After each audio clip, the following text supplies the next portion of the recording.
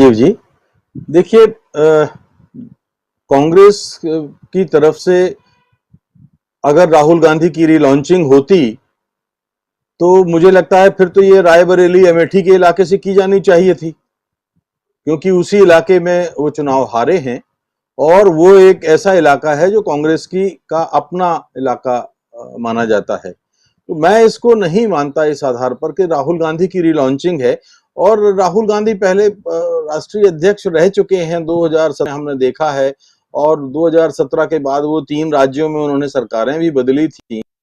तो कोई रील तो तब होती है किसी चीज की जब कोई ऐसी कोई चीज हो जो बिल्कुल आवश्यकता ऐसी हो कि लोगों को दोबारा बताना हो, तो उनके कामकाज को लेके बहुत ज्यादा बताने की आवश्यकता मुझे है नहीं। लेकिन एक बात बड़ी अटपटी जो लगती है कि अभी भारतीय जनता पार्टी की ओर से एक प्रतिक्रिया आई है कि इस भारत जोड़ो यात्रा की आखिर आवश्यकता क्या थी, पाकिस्तान जाएं, पाकिस्तान में यात्रा करें, और भारत तो पहले से ही जुड़ा है।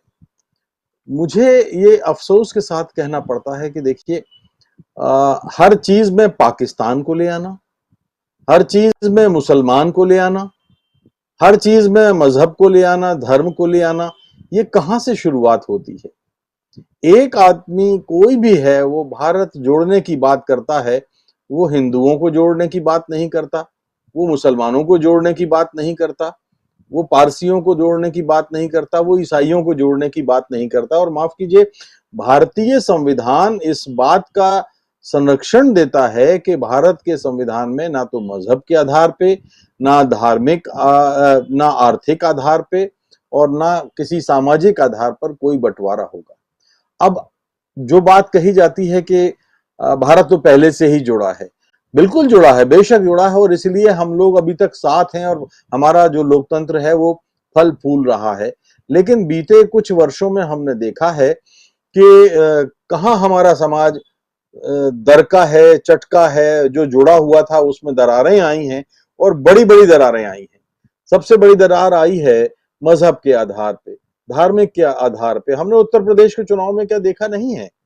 अगर मजहब के आधार पर लोगों के दिलों में, दिमागों में बंटवारा नहीं होता तो शायद कुछ और नतीजे होते। चूंकि मजहब को मान लिया गया है कि इस आधार पर सांप्रदायिक विभाजन चुनावी राजनीति में फायदा पहुंचा सकता है, तो भले ही हमारा संविधान उसकी इजाजत ना दे तो भी पॉलिटिकल पार्टियां उसका इस्तेमाल करती हैं।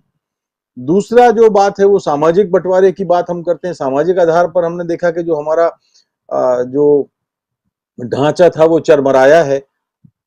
बीते दिनों राष्ट्रपति का चुनाव हुआ, और राष्ट्रपति का चुनाव हुआ है, भारत के राष्ट्रपति का चुनाव एक शिखर पुरुष का चुनाव है, शिखर पद का चुनाव है। और उसमें इस बात को ज्यादा प्रचारित किया गया कि एक आदिवासी को हमने राष्ट्रपति पद पे चुना है। तो जब समाज ये बट जाता है, इस आधार पे बांट दिया जाता है कि हमने कहीं महिला को चुन रहे हैं, हम दलित राष्ट्रपति चुन रहे हैं, हम आदिवासी राष्ट्रपति चुन रहे हैं, हम राजपूत मुख्यमंत्री ला रहे हैं, तो जो ये इस तरह की बातें होती हैं, तो मुझे ये लगता है कि ये हमारे सामाजिक ढांचे को तोड़ने वाली बात है, जोड़ने वाली बात नहीं है।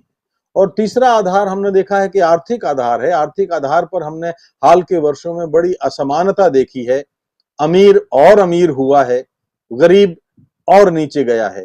गरीब या मध्यम वर्ग या निम्न आय वाले लोगों के लिए घर चलाना कितना मुश्किल हो गया है, और दूसरी तरफ हमारे अमीर इस बात पर गर्व कर रहे हैं कि वो दुनिया में पहले नंबर पर पहुंच रहे हैं, वो दूसरे नंबर पे पहुंच रहे हैं, तीसरे नंबर पे पहुंच रहे हैं। अरे ऐसी दौलत का क्या मतलब है जो अपने देश के लोगों को गरीब बना करके और आपको शिखर पर ले जाए? तो अमीरी और गरीबी का जो जो जो बंटवारा है, उसने इस देश के समाज में आर्थिक फासला बढ़ाया है। एक बमुश्किल मिला के 6-7% या 5% लोग इस देश में 94% लोगों पर हुकूमत कर रहे हैं। कुछ आर्थिक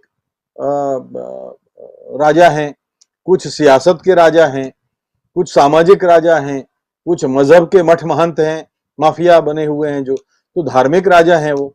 तो अगर आपको इन 3 बड़े आधारों के पे अगर बांट दिया गया है, और हर आदमी ये सोचता है वोट देने के पहले कि वो हिंदू है या मुस्लिम, हर आदमी ये सोचता है वोट देने के पहले कि उम्मीदवार हम मेरी जाति का है या नहीं है। हर आदमी ये सोचता है कि उसने क्या मुझे चुनाव के वक्त शराब दी है या पैसा नगद दिया है या नहीं दिया है। तो अगर आदमी ये सोचता है तो इसका अर्थ यह है कि हमने कहीं ना कहीं भारतीय संविधान की मंशा और भावना के खिलाफ हम काम कर रहे हैं। और ऐसी सूरत में कोई भी पदयात्रा हो, पदयात्रा देखिए जोड़ने वाली अगर जब बात की जाती है तो मुझे लगता है उसके नतीजे सकारात्मक होंगे। सियासत इसमें नहीं है और सियासी लाभ मिलने के लिए भी मुझे नहीं लगता कि कोई इस तरह की यात्राएं होती आई हैं। इस देश का अतीत इस बात का गवाह है। महात्मा गांधी जो नमक कानून तोड़ने की जो यात्रा की थी, तो नमक कानून तोड़ने से कोई अंग्रेज भागने वाले नहीं थे, लेकिन उस समाज को, भारतीय समाज को उस आधार पर जोड़ने का काम महात्मा गांधी ने किया था। विनोबा भावे ने भूदान आंदोलन किया था। जमीन के आधार पर जो असमानता थी, जो टूटन थी, उसको समान बनाने का काम विनोबा भावे ने किया था।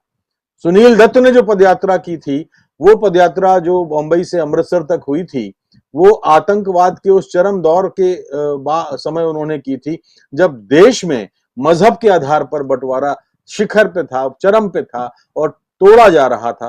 तो उन्होंने जोड़ने का काम किया।